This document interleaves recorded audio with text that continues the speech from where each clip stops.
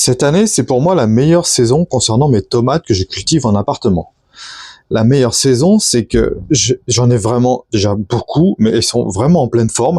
Avec toutes les astuces que j'ai mises en place et dont je vous ai déjà parlé, c'est vraiment l'opulence. Au point que toutes ces tomates-là, c'est pas pour moi. En fait, tout ce que j'ai fait en rab, tout marche. J'ai eu quasiment zéro perte. Même des trucs qui filaient complètement prennent. Donc j'ai eu quasiment zéro perte. Et du coup, les gens m'en réclament. Ils veulent mes variétés.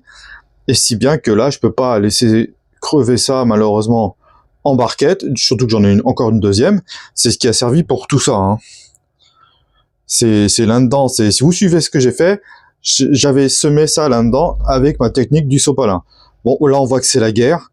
Donc, si je veux pouvoir en donner plus, bon, j'ai pas trop de place chez moi, mais je vais me débrouiller. J'ai pas trop de place, comme vous voyez, là je suis dans ma cuisine, c'est la galère, je peux pas non plus les mettre dehors, mais il va falloir que je le laisse, que je transplante ça, donc c'est ça que je vais vous montrer aujourd'hui. Je vais transplanter ça, puis peut-être si j'ai le temps, je vais commencer avec la transplantation des piments. Bon, là c'est le deuxième spot qui est chez moi, là au niveau du salon, et regardez, je ne blague pas, j'ai une autre barquette. Voilà. En fait, c'est plutôt celle-là que j'ai transplantée. Donc là, mes noirs de Crimée qui sont là et que comme j'en ai d'autres à faire pour les gens, je les ai déplacés ici plutôt que de les mettre dans la cuisine où là il y a le meilleur ensoleillement parce que de toute façon elles sont vraiment elles sont prêtes à être transplantées. Celles-là, elles sont largement en avance. Donc c'est pour ça que je leur ai donné moins de lumière en les mettant ici. Mais vous voyez, j'en ai encore des dizaines. Du coup, j'en profite pour vous montrer ça. C'est une commande que j'ai fait il y a quelques jours. Je l'ai reçue. Au début, je me suis dit, bon, ils sont un peu grands, parce qu'en fait, ceux que j'avais utilisés il y a 2 ans, ils sont un peu petits. Ceux-là, ils sont grands, mais regardez, on peut les plier facilement. C'est à mon avis plus fait pour des arbres, mais au moins, voilà. Ça va me permettre de transplanter ça, parce que forcément, j'ai une pénurie de pot. Moi, je suis sur le balcon, j'ai une pénurie de pot. Alors, j'ai dit une bêtise, je viens de les retrouver, ceux de l'année dernière. Ils sont plus petits, mais non, la largeur est bonne. Donc j'ai dû, en fait, c'est pas ceux de l'année dernière, j'ai dû en faire plusieurs achats. Parce que ceux de l'année dernière étaient vraiment petits. Voilà, j'en ai trouvé, ceux de l'année dernière. Vous voyez, ils étaient vraiment trop petits. Donc, moi je m'en souvenais plus, j'en avais déjà acheté des plus grands. Bon, bah maintenant j'ai 3 tailles. Ça, c'est plutôt pour les semis. Bon, je vous l'ai déjà montré. Et ça, c'était donc les plants qu'avaient filé. J'ai fait un test ici. Et on voit les pots derrière. Donc, ils ont ici exactement. Hop. Donc, on voit que ça a bien marché. C'était des fils, mais ils étaient carrément morts. Donc, j'attrape ça avec ma petite cuillère. Hop. J'ai l'impression qu'elle va céder ma cuillère. Parfait. Parce que moi, je vais faire ça dehors. Alors que, bon, ça, je le descends pas. Je le sors pas parce que j'ai encore des semis là-dedans de piments. Même si ça prend pas vraiment. J'en ai 2 qui sont bien. Les autres, j'arrive pas à les suivre. J'ai tellement de trucs à faire en ce moment. Le jardin, il y a tellement de trucs à faire. Enfin, le jardinage, il y a tellement de trucs à faire que ça pousse et ça pousse, ça meurt. Donc j'ai eu 2 vigoureux, un ici, j'en avais plusieurs, il n'y en a plus que 2, mais un qui est encore bien là. J'ai coupé d'ailleurs l'alimentation. Bref, c'est pas ce qui nous intéresse aujourd'hui, c'est pas une vidéo piment, c'est une vidéo rempotage. Alors, une des premières règles pour le rempotage, c'est de faire ça dans des bonnes conditions. Là, il fait bon, les plants vont pas souffrir. Ça a été mon cas la dernière fois. J'avais fait ça dans des mauvaises conditions. Alors, je suis désolé, c'est très bruyant ce soir. Donc, je disais, comme il fait beau, c'est le meilleur moment parce que, tout simplement, le plant a les meilleures conditions pour reprendre. Et on lui fait subir un stress sinon avec du froid ou avec du vent et un stress qui peut être fatal. Donc là je mets simplement du terreau dans mon sac. C'est la configuration la plus simple. Je prends mes plants qui sont ici en très bonne forme. Donc ça c'est les blush cherry. Je viens le mettre là-dedans et je remets mon terreau tout autour. Finalement, j'aurais pu prendre quelque chose de plus petit, mais j'ai pas trouvé un sac intermédiaire entre le tout petit, trop petit, elle est trop grande. Et ça coûte pas cher. Et ces sacs-là ont un avantage, c'est qu'on peut mettre simplement le sac comme ça. Mais c'est pas ce qui va prendre moins de place chez moi, ni ce qui va me prendre le moins de terre, enfin de terreau. Donc il faut vous trouver quand même un contenant qui soit adapté. Là, c'est pas idéal. Finalement, pour des plants que je veux faire développer moi, ça, et quand j'ai de la place, ça c'est bon. Bon, j'ai quand même quelques pots qui me restent, mais c'était pas ce que je voulais prendre. Voilà, donc ça c'est très simple. C'est vraiment la configuration la plus simple. Ça, bon, vous en verrez. La plus simple parce que ce plant de tomate est vraiment robuste. Et vu l'état de la plantule que je vous ai montré plus tôt, complètement rachitique, je pensais vraiment que ce plant allait mourir. Comme vous voyez à l'image, n'hésitez pas à mettre de la hauteur en terreau. Plus vous allez être généreux, plus il va faire des racines. Et c'est ça qui importe pour vous. C'est ce qui va assurer une bonne reprise. Et finalement non. Donc comme quoi, c'est pas parce que vos plants démarrent mal que ça file comme on vous dit sur le web qu'il faut désespérer. Alors il existe ces genres de trucs, des fois on achète dans le commerce, ça devait être des tomates du commerce d'ailleurs ça. J'avais acheté à Lidl, c'était pas nul. Donc ça va être le plus compliqué, surtout qu'il s'est collé, il y a 2 beaux pieds qui sont collés à mon piège. Donc, et je pense que je vais mettre ça là-dedans. Donc on va voir comment on va faire. Bon finalement ça se décolle très bien. C'est les feuilles qui vont par contre avoir du mal. Alors ils font la tête parce que j'ai fait exprès de pas les arroser. Donc on attrape une motte. Bon, j'y arrive pas. Je les attrape tous. Ça va trop bien sécher.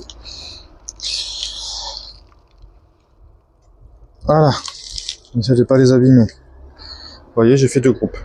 Donc, faites des groupes. Ensuite, vous vous mettez dans votre soucoupe, dans votre plateau. Et là, on essaye de séparer proprement. Et si on peut pas, bah c'est tant pis. Tout simplement. Je vous conseille de vous mettre bien à plat et d'y aller délicatement. Et normalement, ça vient tout seul. Voilà, on est déjà 5. Ceux-là sont plus faibles. Donc, je vais peut-être les laisser ensemble. Ces 3-là sont bien. Logiquement, ils vont repartir. Bon, je suis pas fan de ça, mais on va tester ces trucs. Alors, je vais faire d'abord la ligne du fond.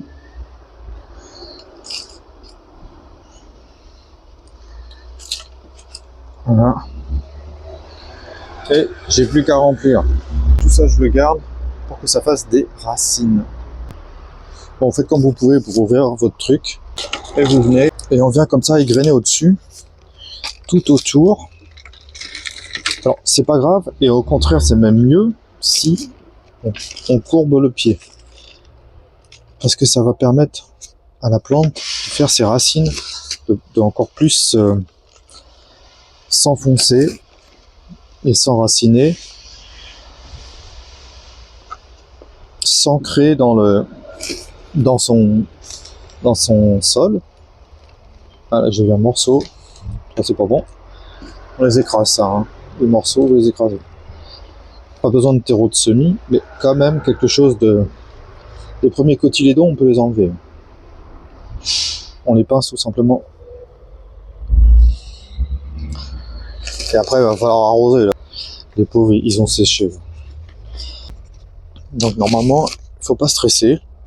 Parce que les plants vont reprendre. Même s'ils font grise mine, ils vont reprendre. Alors, en laissant un peu de temps. Donc là, on les rentre tout de suite. On les laisse pas en stress. On les remet dans les conditions qu'ils avaient. Pour qu'ils retrouvent leurs conditions. Voilà. Vous voyez pourquoi j'aime pas trop? Bah parce que c'est compliqué de faire plusieurs plans dans le même truc. Bon, moi je vais continuer. Bah, il me restait les 2 qui étaient ensemble, que je vais laisser ensemble. Par contre, l'astuce là, ça va être pour un écartement futur, un autre empotage. Je les écarte chacun de leur côté. Et je vais vous déplacer en même temps. Et du coup, mon terreau, je viens dégrainer comme ça. Là j'ai un morceau, je le vire. On vient dégrainer comme ça. Et je vais comme ça obtenir vraiment 2 plants. bien séparés. Et je vais être à court de terreau. Là, le truc, c'est que j'en veux que 3. Donc, on casse encore. Bon, là, j'ai une petite. Pareil, je sépare tranquillement, sans les brusquer. Et si je peux, il faut presque que ça vienne naturellement. Parce que là, ils étaient au contraire ensemble. Et là, c'est des individus. Hein, et ils ont besoin, voilà, ils ont leurs propres besoins. Et donc, du coup, on les récupère comme ça. Et j'ai là. Donc, on revient ici. Et je vais leur trouver une place. Voilà. Ça va être le plus compliqué.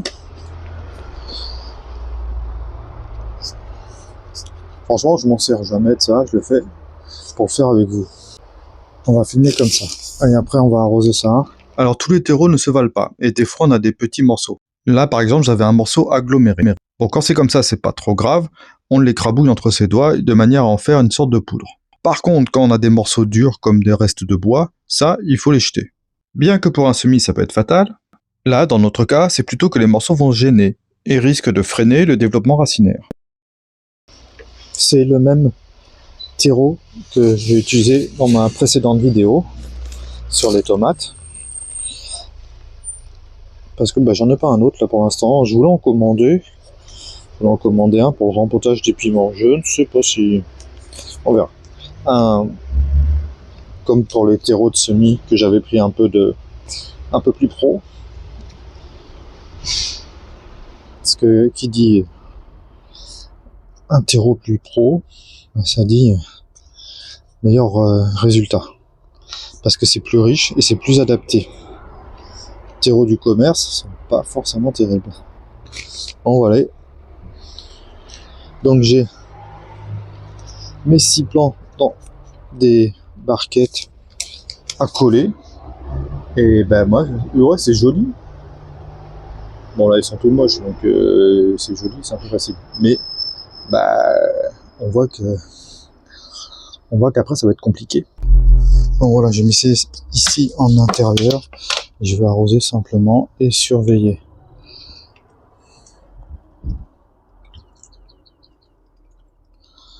Voilà.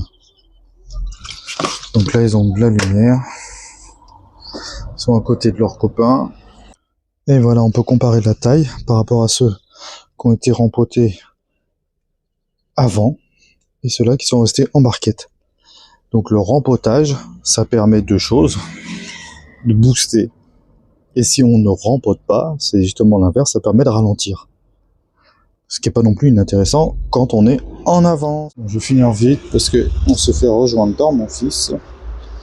Comme j'ai beaucoup manipulé la motte, je préfère finir le rempotage. Mais j'aurais pu également choisir de les laisser ainsi. Dans une mode solidaire, mais par contre j'aurais dû remettre plein de terreaux et essayant d'écarter au mieux. Mais si on a la place qu'il faut, vaut mieux les rempoter chacun individuellement. Alors je vais vous remontrer le geste encore une fois. On sépare bien la motte et j'écarte les 2 plants qui sont accolés ensemble. Ensuite, je viens positionner le terreau au milieu. Comme ça, je les écarte. Et doucement avec les pouces, je tasse le terreau. Bon, même opération, on sépare.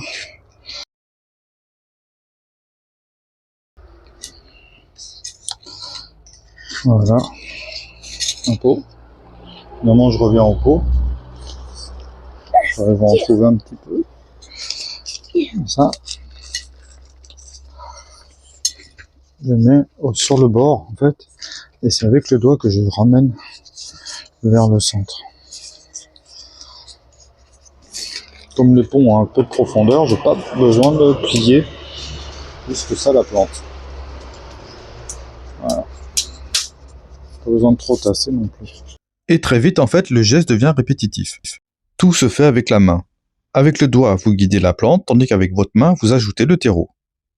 Ce qui importe, c'est l'enracinement du plant et la direction que vous allez donner à la tige principale. Évitez par exemple qu'elle soit penchée, tout simplement. Mais qu'elle soit sur le bord ou sur le milieu du pot, finalement, ça importe peu. Ça, c'est plus esthétique. Voilà, et c'est comme ça qu'on finit. Donc tout ce qui est à l'intérieur, on a déjà ça. Voilà. On n'a plus qu'à arroser ça, comme j'ai fait tout à l'heure, et puis à surveiller. Voilà. Donc dans quelques jours, on verra comment c'est. Ah oui, pour l'arrosage, une petite astuce. Remplissez d'avance vos bouteilles ou vos arrosoirs. Parce que l'eau qui sort du robinet, eh ben, elle est trop froide. C'est comme vous, si vous prenez une douche, vous préférez qu'elle soit à température de votre corps. Donc c'est-à-dire température ambiante pour les semis. Hein, pas la température du robinet qui est glacée. Alors nous voici le lendemain. Et on voit, là je vais les décaler, on voit bien qu'elles se sont redressées. Voilà. Donc bon, alors ça fonctionne très bien de les rempoter là-dedans. Le problème c'est que bon, elles sont toutes liées, ça va être plus compliqué à les sortir. Mais il n'y a pas de souci par rapport au rempotage. Là par contre je vois que j'ai un trou. Vous voyez là, il va falloir que je remette de la terre. Mais sinon, ben voilà. Donc c'est normal qu'elles soient un peu flappy quand on les rempote, mais après elles se redressent. Et celles-là, ben, elles sont toujours bien, il n'y a pas de souci. Donc je vais pouvoir faire des échanges avec ces tomates-là, parce que j'en ai absolument pas besoin. Ah oui, petite remarque, ne vous inquiétez pas si vos tomates ne font pas cette taille-là, qui est un peu extraordinaire, ni même que si elles n'ont que cette taille-là. Faut pas flipper. Je sais qu'on se compare beaucoup sur Internet. J'ai fait ça pendant des années en me disant oh là là, les miennes sont trop petites, ça va jamais marcher. Et du coup, j'ai même négligé les propres semis que j'avais faits en allant racheter, croyant que les miens n'allaient pas suffire. Finalement, si vous arrivez au moment de planter ça, mi-mai, fin mai, si votre pied de tomate est comme ça, plantez-le, vous verrez, il va repartir, il va grandir. C'est pas, pour ça, c'est pas la taille qui compte. C'est pas parce que je suis super content d'avoir vraiment bien réussi cette année, avec des plants qui font maintenant 30 cm, que ça, c'est une référence. Hein, il y a même, je vais même devoir peut-être le rempoter, ce qui va être problématique. Mais normalement, ça devrait aller. Donc, ne jugez pas, ne comparez pas la forme, la morphologie. D'autant que, comme je vous ai dit dans une autre vidéo, les tomates ont des morphologies, ça dépend des variétés. Les morphologies des pluies de tomates sont différentes. Regardez mes Betalux, qui sont toujours plus petites. Donc là, je vais essayer d'en prendre pour qu'on compare bien. Voilà. On voit que c'est beaucoup plus petit, la Betalux. Par rapport à... Ça, c'est quoi? C'est une Principe borghese. Donc on voit carrément, elles ont été plantées, elles ont eu les mêmes soins, etc. Donc elles étaient plantées au même moment. Tout a été comparable. Donc la morphologie, ça n'a rien à voir. Vous ne comparez pas vos plants avec le voisin. Ayez confiance en ce que vous faites. Bon voilà, j'ai à peu près tout dit sur le transplantage des tomates. Je vous remercie d'avoir suivi cette vidéo, ainsi que pour vos likes et vos commentaires. La prochaine fois, il va être temps d'organiser le balcon pour accueillir les plantations du printemps comme les tomates, notamment les aromatiques que je rachète chaque année. Parce que malheureusement, elles se font dévorer chez moi.